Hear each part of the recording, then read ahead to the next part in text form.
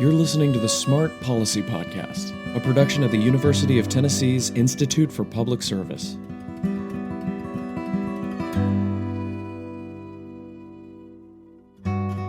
Starting with the multiple guilty pleas from Purdue Pharma in 2020, thousands of lawsuits across the country have led to a series of settlements from numerous pharmaceutical manufacturers and distributors for their role in the opioid crisis. From just the first and second wave of settlements with Cardinal Health, Janssen Pharmaceuticals, AmerisourceBergen, CVS, Walmart, Walgreens, and several others, Tennessee is expecting to see a little over $1 billion over the next 18 years. Will it fix everything? Absolutely not. I don't think there's any amount of money that can get us to a place to completely overcome the consequences of this, but $1 billion will certainly help. My guest this month is Dr. Jennifer Tourville, Executive Director of the SMART Initiative. A fairly significant portion of our work lately has revolved around these settlements and assisting the leadership of Tennessee's cities and counties in understanding when and where these payments are coming from, what they can be spent on, and what reporting requirements there are. And when you think about all the costs associated with the opioid crisis over the last two, even 3 decades, they've been astronomical. I mean, these counties, especially the ones that don't have a lot of revenue coming in, have been having to use a lot of their funding to compensate for and offset those costs from opioid and drug-related issues. Tennessee is actually rather unique in how it has decided to spend these funds. Unlike most of the other states who have planned to distribute most of the money directly to their counties, Tennessee has elected to open up a large amount of these funds to private entities who can apply for grants. This means nonprofits, prevention coalitions, clinics, researchers, and many other groups will have a chance at getting new projects funded or expanding their existing services without having to appeal to their local government. Though, of course, with a decent amount of money still going directly to Tennessee counties, they can try this route as well. So it's a lot to consider, and it can be confusing.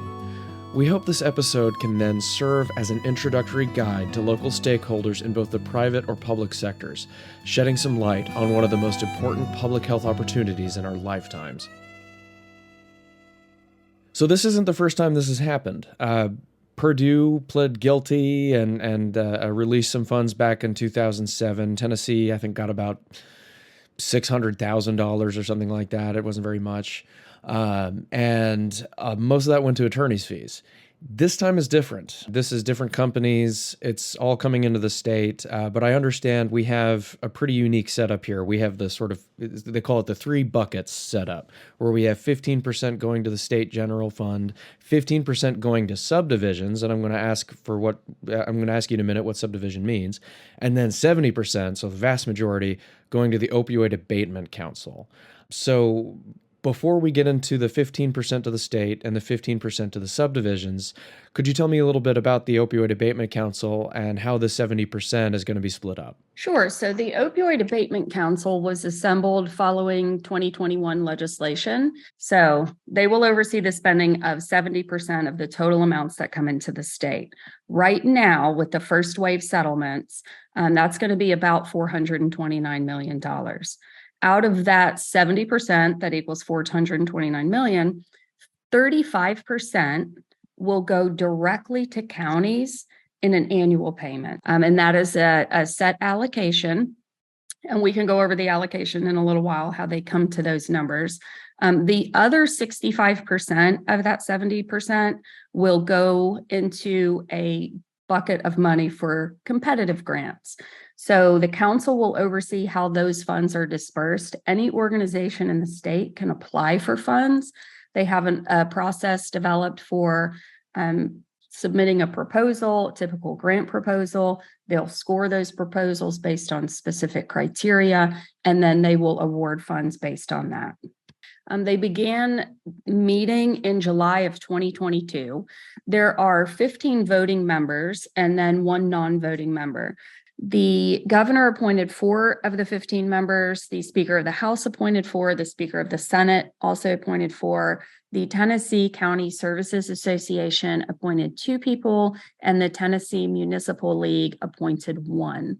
The non-voting member is the commissioner of the Tennessee Department of Mental Health and Substance Abuse Services. And there is also an executive director that organizes and oversees the council.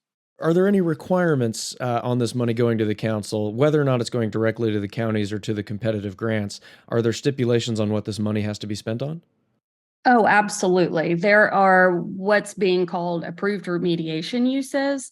It is a very long document. It's like 16 pages. There are some core strategies, and there's about 9 of those. And that includes things like, purchasing and distributing naloxone to reverse overdoses and expanding harm reduction programs and prevention programs, expanding treatment for infants with NAS or pregnant mothers, people that are incarcerated. So there's core strategies. And then there is a very comprehensive list that's about 16 pages that includes all the approved uses. And you can find that on the Attorney General's website or on the Opioid Abatement Council website. Okay, great. So no roads and bridges then, like with the No roads and bridges. No, all future remediation purposes. I was wondering if we could then briefly talk about the 15 to the state and the 15% to the state subdivision funds. Are there any requirements there? So the requirements on the 15% buckets of money, again, 15% that will be going directly to the state and 15% that will be going to subdivisions that signed on to the original opioid settlement agreements, those work a little bit differently. So those do not funnel through the state. Those go directly from the organization called Brown Greer, which is the National Opioid Settlement organizer. They send those payments directly to people who were on the original settlement agreements. And those subdivisions that receive that money, as well as the state, can use those funds for reimbursement for previous costs associated with opioid issues, or they can be used for future remediation. So that's going to work just a little bit differently. So what does that look like? What are past opioid-related expenses? So basically, they can reimburse themselves for any expenses that are on that Exhibit E list that approved remediation uses. So anything that they've done in the past to remediate opioid use, such as maybe they've had a recovery court or something like that, they can reimburse themselves for those expenses and then use those funds for other purposes that are in need within the county. So we'll talk about county direct payments from the Opioid Abatement Fund in a minute, but that all has to be spent on future remediation. And the subdivision fund can be spent on reimbursement for past remediation or future remediation. Is it a good idea to prioritize future remediation then? Yes, definitely. If you are using funds to reimburse yourself for past remediation, which you may need to do, and that's okay, but you're not addressing the problem. If you are paying for costs related to opioid overdoses or opioid addiction, and you're not addressing those issues, you're going to continue to pay for those issues. So spending it all on future remediation is definitely recommended. It's also, I imagine, a more stable source of funding as the allocation percentage for subdivisions, it doesn't change, right? Correct. So the allocation percentages were included in the original settlement agreements, and those will not change for the life of the subdivision payments. So it is more stable because the county abatement, those allocation percentages, those will change every 4 years, which means your payment amount will change every 4 years. So it is harder to project how much money you'll have coming in. And I imagine, and we can talk about this too, because I understand how the amounts are determined play a huge part of this. But before I get too into that, I do understand that, the 15% going to the state, it looks like all of that is going towards future oriented programs. I just read a review of Governor Lee's new amended budget, and there is a huge increase in investment for mental health and substance use services. And I would imagine a bit of that is, if not a good chunk, is coming from that 15%.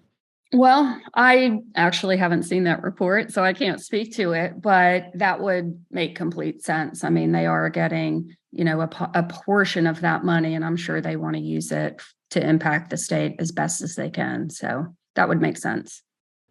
So before we get into the competitive grants, going back to the Opioid Abatement Council, though, we're talking about all these counties. You mentioned that of the 70% going to the Opioid Abatement Council, 35% of those funds are going directly to counties. What's the difference between a county and a subdivision? So a subdivision can be also a city.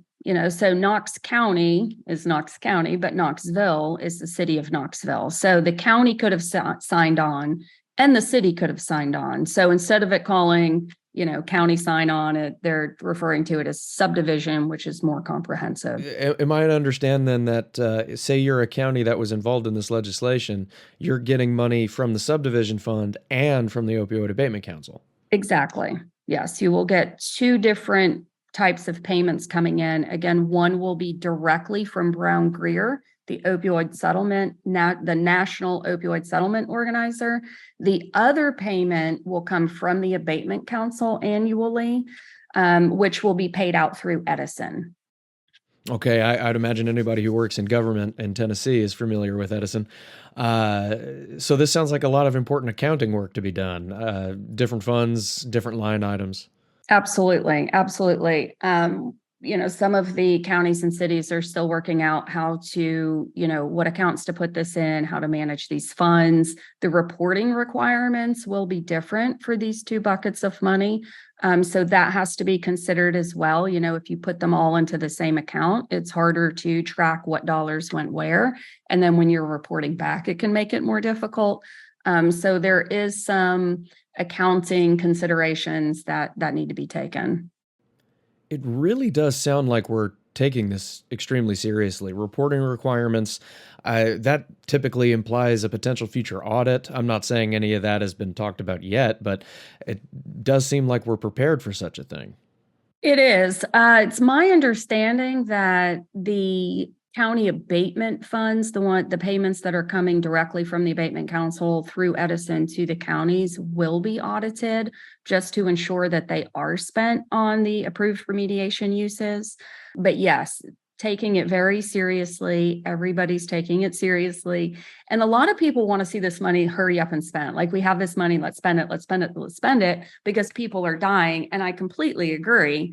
But we have to take our time and make sure everybody has to take their time, the state level, the county level, the subdivision level, to make sure that all of this is managed correctly and allocated and spent correctly on proper uses. Otherwise, we're going to find ourselves in a big mess. Yeah, no kidding. And even again, just a sheer numbers game, it sounds like the money coming through the council going directly to counties, it's more than twice as much as what they'd be getting from a subdivision fund, if you're a county. And so those are going to have the strictest requirements, most controlling expenditures, must be spent on remediation. You said there's an urgency to spend these monies. Has any of this started? Some of the counties have spent some of their money. Yes. I know that I saw an article that Hamilton County hired a data analyst to kind of take a look at, their statistics, where the money should be going, things like that, which is very appropriate. So some of the counties have started spending parts of their money. Other counties are taking it slow and assembling task forces or committees that can do a needs assessment or get community input and decide where the money should go before they make any quick decisions and start spending. So a lot has not seemed to have went out yet. There is more of a planning phase type of landscape. At the state level with the Abatement Council, the 70% of the full bucket, the part that's going to the grants, none of that money has went out yet. Though they are waiting for the development of an electronic platform that will allow them to receive applications electronically, score those applications, and then make awards. That way they have a way to track everything, report on everything. And that's taking a little longer than they were expecting. So they've sent the 31 million initial payments out to the counties. The counties have spent some of that. The bulk of the money is still there waiting for the proper process for them to be able to distribute it. Well, that does sound frustrating for the council, if not the individuals who want to apply for these funds. I know a lot of nonprofits are talking about what's the application process, when can we apply? Do we know any of that information? So they were hoping to open for applications July 5th, but they were also hoping that platform would be developed, and it Right. is not. So right now they are estimating fall of this year they will be able to accept applications. Their next meeting is scheduled for June 23rd. So hopefully we will have some updates about the timeline at that time. But as of right now, the application process itself has been established. So the criteria, how they're going to score the applications, that type of thing, that's been determined. They're ready to go. They're just waiting for the actual platform to be able to accept those applications. And yes, some of them seem to be somewhat frustrated with that, especially Dr. Stephen Lloyd. He wants to get this money out because people are dying, and that's completely understandable. But again, if you don't do it correctly, if you can't track it, if you can't report it, if you don't know where it's going, if you aren't making sure you're doing it correctly, there could be a lot of problems on the back end. So as painful as it is to sit and wait, the best thing to do is sit and wait. Right, measure twice, cut once. Yeah, that does make sense. And some money is going out, like you said, to counties, and so some stuff is starting to move. So that's good. Um, can you tell us a bit about the application parameters? What should a coalition, for example, expect to shape their application around? Sure. So if anyone's has experience with grant writing and submission and management and all of that, they will be very pleased with the process. The people on the council have full-time jobs. They aren't, grant reviewers. So they're trying to keep it as simple as possible, but still make sure that they distribute this money in the most impactful way. So what they've done, the application itself will be pretty short. I think it's 2,000 or 2,500 words, somewhere in there total, which is very short for a grant application. But they developed 7 criteria that they'll use to score the applications. Those criteria are impact, innovation, integration, evidence-based, feasibility, sustainability, and credibility. And those will be broken down into sections. And then, of course, you'll have to have a budget. And these are going to be three-year terms. So you can apply for up to 3 years, submit those, submit a response for those 7 criteria and a budget. And then they'll score them. Each one of those is weighted a little bit differently, but they'll score those. And then they'll have subcommittees that will review the applications, score them, bring the ones that they recommend to the full committee, and then they'll have discussion and voting. So, wow, that does sound like a much better, or let's say a less of a headache than going after, say, a federal grant that might be up to 80 pages. Now, as you said, grant writers might be familiar with certain aspects of this for sure. Sustainability, feasibility, these are pretty common things on grant applications. But integration and innovation, that's pretty interesting to me. I know some grants do talk about innovation, but can you talk a little bit more about what integration looks like? Yeah, integration is basically the way they're describing it. How does the proposed program fit within the existing ecology of prevention and care? So basically incorporation, collaboration with community resources, not duplicating treatment or recovery resources, but instead integrating and collaborating. This is a lot of money they're talking about. Are they prioritizing any type of strategy over the other? Not really. They're all important, right? All of the strategies are very important. What they have done is kind of done some soft allocations as far as the percentage of the overall total that they'll be giving for each strategy. How they've broken that down, and again, these are soft allocations, but 15% to primary prevention, 10% to harm reduction, 40% to treatment, 20% to recovery support, 10% to education and training, and 5% for research and evaluation. And wow, okay, while that does sound like a huge disparity, I think it's worth pointing out that the 40% to treatment, a lot of that just comes from the fact that treatment is so expensive. Oh, absolutely. Treatment is the most expensive. Of course, we know you're going to get your biggest return on investment with primary prevention. So we always push prevention and advocate for that, but we still have to treat the people that need treatment right now. And it is terribly expensive. So Close to half will be allocated for treatment. Not to mention that so many people lack insurance altogether, making treatment costs even higher. With all of this in mind, are there any additional funds on the way?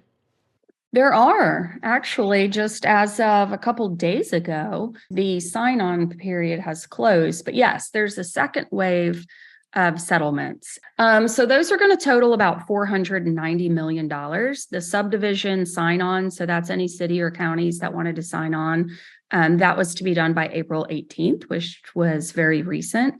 It's my understanding that the state of Tennessee did reach critical mass, which means enough subdivisions signed on that they will move forward with these litigations. And those are distributors and pharmacies. So it was Allergan, Teva, CVS, Walgreens, and Walmart. And of course, those will be paid in multiple terms. So like Walmart wants to maybe pay theirs all up front in 1 year. The others want to spread it out over different periods of time. So we don't yet know what will be coming in when, but we do know that it will be about $490 million again over the next 10 to 15 years. So that's like an additional 2/3 of what we're already getting. So that's 490 million is not nothing, and especially when we're already getting a little over 600 million. So that's not an insignificant chunk of change. No, I mean that's over, right? That's over $1 billion. So Right. even if we're using, a good 70% of that for future remediation purposes, it's a lot of money. Will it fix everything? Absolutely not. I don't think there's any amount of money that can get us to a place to completely overcome the consequences of this, but $1 billion will certainly help. Yeah, and that's just for Tennessee. You did mention the different timelines and different amounts for all these different companies. I mean, that's a lot to keep track of. Are we going to be distributing that in the same way with the 15-15-70 split? Oh, that's a great question. Yes, absolutely. So there was legislation introduced this session that would amend the previous legislation. And basically what that does is it allows the second wave of money to be subjected to the same rules as the first wave and also distributed in the same way. So it would just kind of, whatever comes in, everything would fall into the same buckets of money and be distributed the same reporting requirements and everything. Okay, so $1 billion coming in. We've got these buckets of money set aside. We know all about the grant funded portion, the most of the opioid abatement council that people can apply for grants. But the stuff going directly to counties, the stuff going to subdivisions, I would imagine there's some differences there. For example, these counties have very different sizes, different death rates, everything. How did they determine the amounts going to all of these different counties and subdivisions? Well, it's complicated and it's different for each one. So the subdivision funds that's going directly from Brown Greer to the subdivisions, those allocation percentages were set in the settlements. They will not change over the 18 years as the money comes in. Those are set. They're small percentages. They were based on population and then, overdose statistics and things like that. The funds that are coming through the Abatement Council, through Edison to the counties, those were calculated a little bit differently, and those will change over time just to make things more complicated. But, that seems to be a fair process. What they did was they took 4 data points and they calculated them together, and it came up with an allocation percentage. So, and they're weighted differently. So fatal and non-fatal overdoses were both weighted at 12.5%. They used 3-year data from the Tennessee Department of Health, estimated those 3 years, weighted it at 12.5%, for fatal 12.9%, 12.5% for non-fatal overdoses. Then they took opioid prescription rates measured in morphine milliequivalents.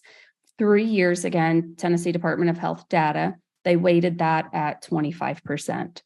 Then they took the population, and for the initial allocations, they used the 2020 US Census data, but that was weighted at 50%.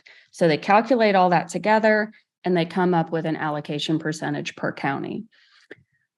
But because these statistics change over time, they will be recalculating these allocation percentages every 4 years. So prior to every fourth payment going out, they will recalculate these.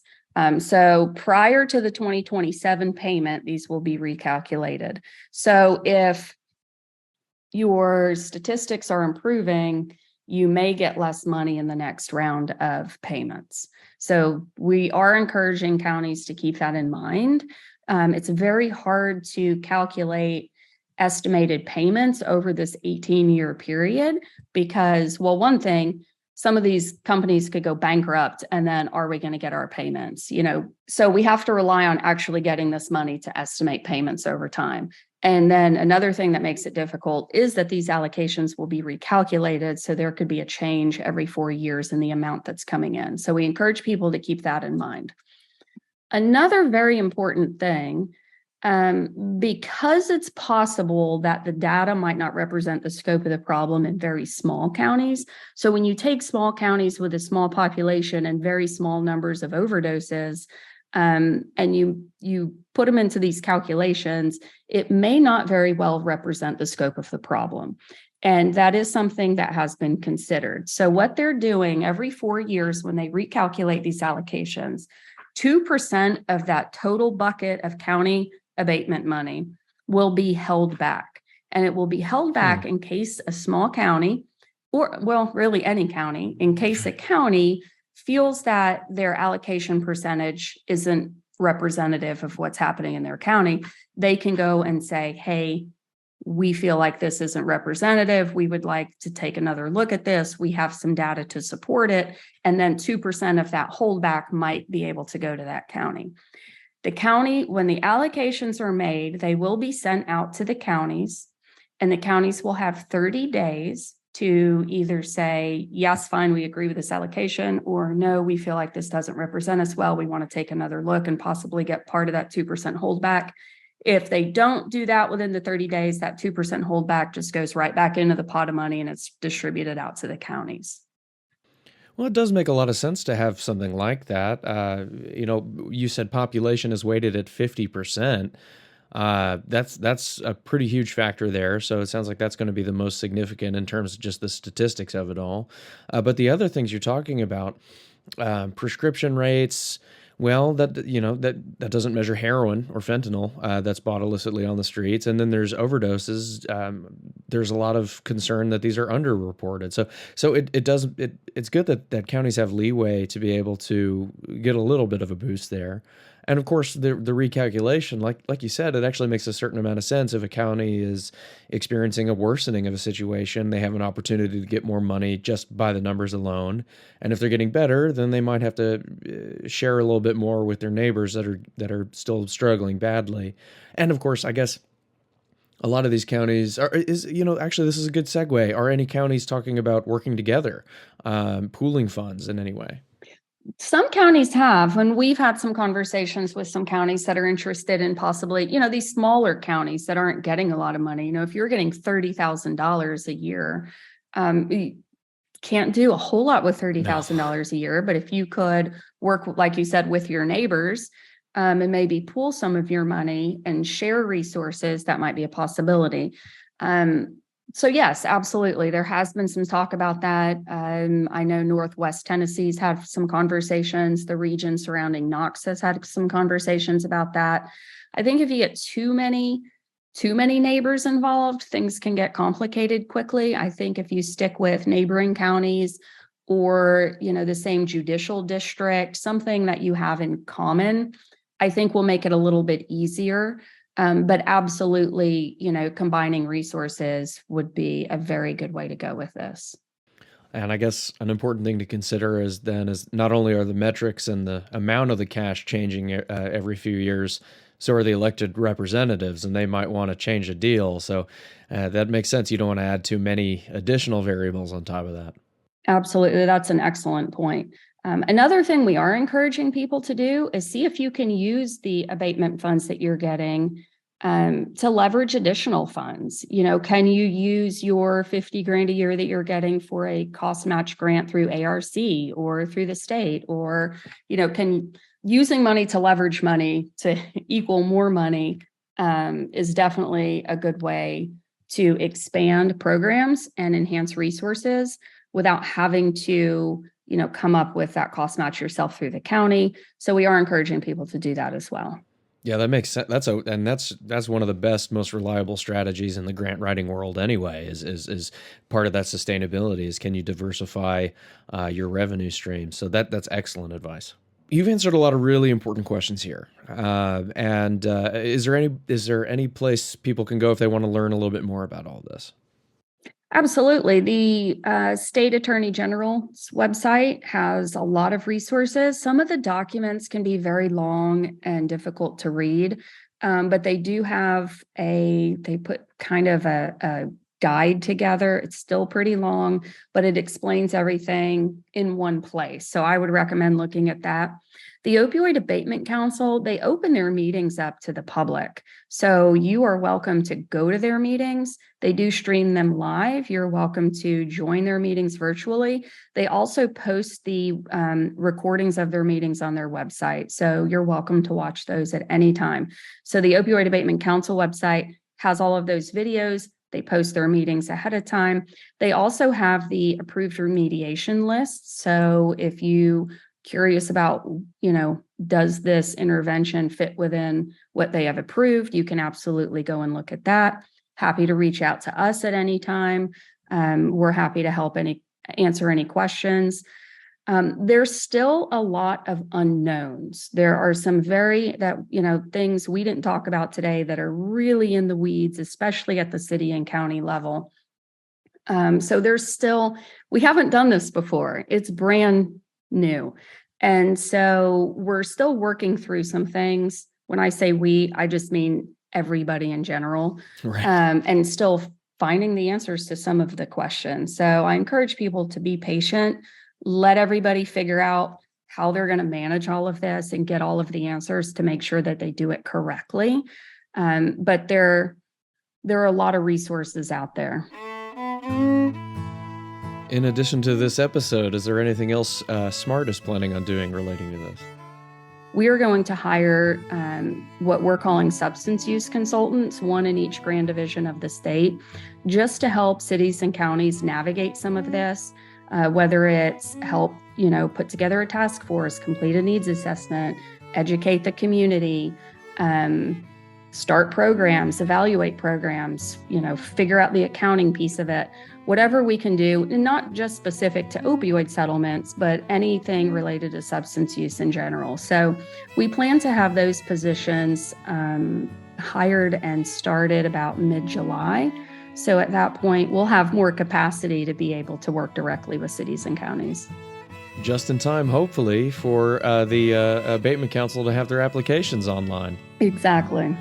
Thank you very much, Dr. Tourville. I appreciate this, and I hope this was an enlightening episode for people who want to know more about how this money is going to be spent. Thank you for having me. It was a pleasure. For more episodes on in-depth discussions on Tennessee policies related to substance use disorder by a range of local experts, please subscribe to us wherever you get podcasts and visit our website at smart.tennessee.edu. I'm Jeremy Corvallis. Thank you for listening, and see you next month.